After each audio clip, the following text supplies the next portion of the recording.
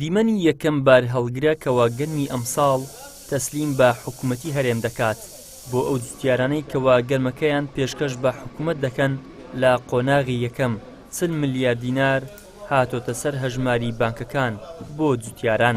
375 ألف طن اللي حصة إقليم كردستان إخواني.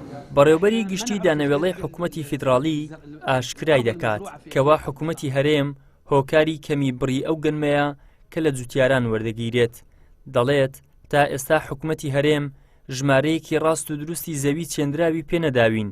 هاوکات بەڵێن دەدات کە ئەو بڕی دیاری کراوە قسەی کۆتایی نییە و لە ئەگەری هەبوونی گەنمی زیاتر و بەرهەمی باشتر لە لایەن جوتیارانەوە ڕێژەی وەرگرتنی گەنمەکە زیاتر دەکەن. فهمت من السؤال بأنه 375 بەڵام تا ئێستا ژمارەیەکی ڕاست و دروستی زەوی چێندراو لە هەرێمی کوردستانمان دەست نەکەوتووە. ئەو ژمارانەی پێماندرا بوو ڕاست نەبوون. تەنانەت نوێنەرەکانی هەرێم لە لیژنەکە بڕێکی زۆریان وت کە دەگاتە 1,800,000 تەن، بەڵام ئەم بڕوا پێکراو نییە. بۆیە وەکو ژمارەیەکی سەرەتایی ئەوەمان وەرگرت کە وەرزی پێشوو 322,000 تەنمان وەرگرتووە. ئەم وەرزەش بە 375,000 تەن دەست پێ دەکەین، بەڵام ئەوە بڕێکی بڕاوە نییە. هەر بۆیە ئەگەر بڕەکە لەوە زیاتر بوو جارێکی دیکە لیژنەکە کۆ دەبێتەوە بۆ بڕیاردان لەبارەی بڕە زیادەکە.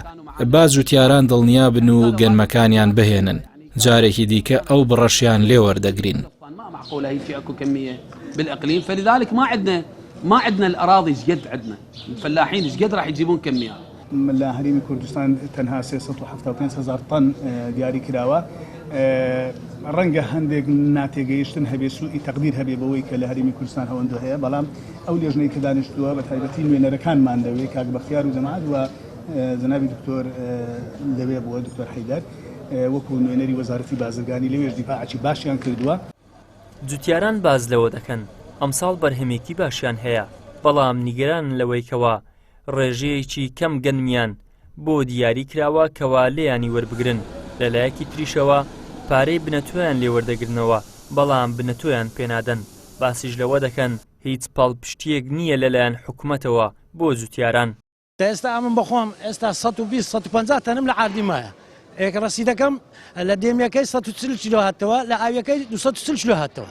ئەخ بەش چ دەکە کاکە ئەمن ئەو هەموو گەنمەم چاندیە ئێستا ڕسی دەستا لە سایلۆی بەدەست ناکەی بەدەست ناکەی، یعنی ئەوە گرفتە.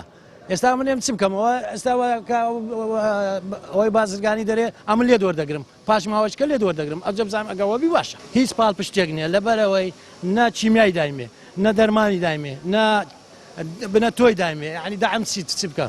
دەعمی چییە کاکا؟ دەعمی فەلاحی ئەوەیە. ڕاستی سیقەنمە لەبەرەوە بەدەتەن و 20 کیلۆ لێ وەردەگرێت، 20 کیلۆکە بۆ ئارەی تەسمیل دەکرێت. لۆ ئەوە زایلمە لۆ حکوومەتی عێراقی تەن و 600 و 700 کات خۆگوتیان فریە 900 کیلۆ دێمی وەردەگرن لە ئاوی چەندی وەردەگرن، ئێستا 140 کیلۆ بدەنە. 140 کیلۆ چییە؟ ئەمن لە سبێنەوە دەگەڕم تەنی یەک تەن بوویتە 70,000 لەوە دووبارە پێ سیارەکەم نیوە بەتار کردیا لە 300 دۆلمی 46 تەنی دایتە من گەنمێ دۆلمی تقریبا تەن و 300-400 دەبڕی، ئێوە 140 کیلۆ 220 کیلۆ دایتەم بەشەی چەکە بەشەی هیچەکی ناکەوەی ئیسفادە لێ بکەیت.